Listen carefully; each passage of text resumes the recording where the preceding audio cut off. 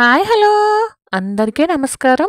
ఇప్పుడు మా ఇంటి విశేషాలు సరదాగా మీ ఇంట్లో చూసేయండి. ఇక పండగ నెల అయితే మొదలైపోయింది కదండి. పండగ నెల అంటే ముగ్గుల నెలే కదా. ఇక ఈరోజు ముగ్గు చక్కగా ఈ విధంగా వేసుకున్నాను. తెల్లవారుజామున 4:30కే లేచేసానండి. చక్కగా ఇంటి ముందు ముగ్గు వేసుకుని ఇంటి లోపల దీపం పెట్టుకోవడానికి చక్కగా దేవుడిని అయితే అలంకరించుకున్నాను.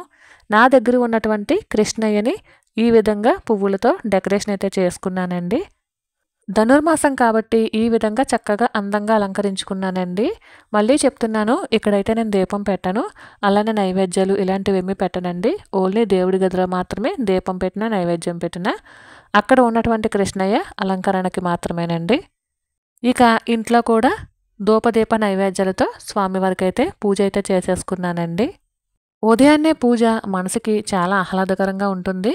అందులోకి పండగ నెల చలిగా ఉన్నా సరే తెల్లవారుజామునే లేవడం వలన ఒక ప్రశాంతమైన వాతావరణంలో ఉన్నట్టుంటుంది. ఉదయాన్నే పడే మంచు, చల్లటి గాలులు ఇలాంటివన్నీ కూడా పండుగ నెల మొదలైన తర్వాతే చూస్తాం కదా. చాలా బాగుంటుంది కదండి. కాకపోతే మాకిక్కడైతే వర్షాలు పడుతున్నాయి. ఇక దేవుడి గదిలో పూజ అయిన తర్వాత ఇలా భగవంతుణ్ణి ఎంతసేపైనా చూడాలి అనిపిస్తూ ఉంటుంది. తెల్లవారుజామునే పూజ చేసుకోవడం వలన మనసుకి ప్రశాంతతతో పాటు ఇల్లు కూడా ఏదో పాజిటివ్ ఎనర్జీ, అంటే ఇల్లంతా కూడా ఒక పాజిటివిటీగా ఉన్నట్టు అనిపిస్తుంది. పాజిటివ్ ఎనర్జీగా ఉన్నట్టు అనిపిస్తుంది కదండి. ఇక కిచెన్లోకి అయితే వచ్చేసాను. నిన్న నైట్ గిన్నెలు అయితే తోమలేదండి. దాని గురించి కిచెన్ ఈ విధంగా ఉందన్నమాట. ఇక కిచెన్ క్లీన్ చేసుకుని రాత్రి అయితే పెసర్లు నానబెట్టాను పెసరట్ల కోసం. తొక్క పెసరపప్పు కన్నా కూడా పెసరట్లకి ఈ పెసర్లే బాగుంటాయండి. ఈ పెసర్లని కూర కూడా వండుకోవచ్చు, అది కూడా చాలా బాగుంటుంది.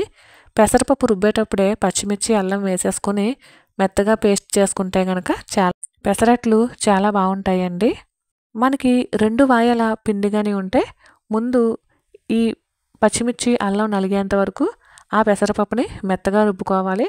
రెండో వాయిలో వేసినటువంటి పెసరపప్పుని మాత్రం కచ్చా బెచ్చా రుబ్బుకొని 2 కలుపుకొని అట్లు పోసుకుంటే చాలా బాగుంటాయి.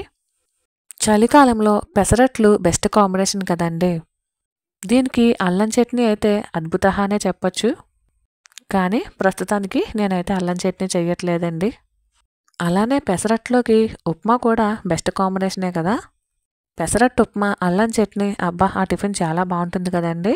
కానీ ఈరోజు నేనైతే ఓన్లీ పెసరట్లే వేస్తున్నాను. ఉప్మా చేయట్లేదు, అల్లం చట్నీ కూడా చేయట్లేదు. ఈరోజు ఆవకాయ పచ్చడి వేసుకుని తిందాము అనుకుంటున్నాము. ఇక పిండి అయితే మనకి కావాల్సినట్టుగా కాస్త సాల్ట్ వేసుకుని అట్టు పోసుకునేంత వీలుగా ఉండేంత వరకు వాటర్ అయితే పోసుకుని పిండి అయితే కలుపుకోవాలండి. అప్పుడైతేనే అట్టు బాగా వస్తుంది. నేను ఈ పిండిని పులియబెట్టలేదు, అంటే రాత్రి రుబ్బుకుని ఉదయానికి పులిసిన తర్వాత వేసుకుంటాం కదా. నేనైతే పులియబెట్టలేదండి. ఇవి కమ్మగా ఉంటాయి, పుల్లగా ఉండవు. పెసరట్లు అప్పటికప్పుడు రుబ్బినటువంటి పిండితో అయితేనే బాగుంటాయి అనిపిస్తుందండి, పులిసిన పిండి కంటే కూడాను. కానీ హెల్త్ పరంగా చూస్తే పులిసిన పిండే మంచిది అంటున్నారు. ఇక పెసరట్లు అయితే అయిపోయాయండి. ఇందులో కాసిన ఉల్లిపాయలు, కాసింత జీలకర్ర వేశాను. ఇక ఈరోజు కొన్ని ఫ్రూట్స్ అలానే పువ్వులు తెచ్చుకున్నానండి దేవుడి పటాలకి. లిల్లీ పూలు, అలానే చామంతి పూలు, గులాబీ పూలు తెచ్చుకున్నాను. ఈరోజు ఎందుకో కానీ పువ్వులు చౌకగానే ఉన్నట్టు అనిపించాయి. ఇవి 30 రూపాయలు అండి. ఈ చామంతి పూలు, ఈ గులాబీ పూలు కలిపి చాలా తాజాగా ఫ్రెష్గా ఉన్నట్టు అనిపిస్తూ ఉన్నాయి. ఒక్కొక్కసారి 50 రూపాయలు కూడా తీసుకుంటారండి. కానీ 30 రూపాయలు 2 ప్యాకెట్లు అయితే తెచ్చుకున్నాను. లిల్లీ పూలు కూడా 30 రూపాయలేనండి. మనం ఖర్చు పెట్టే ప్రతి రూపాయికి కూడా ఒక లెక్క ఉండాలి కదా.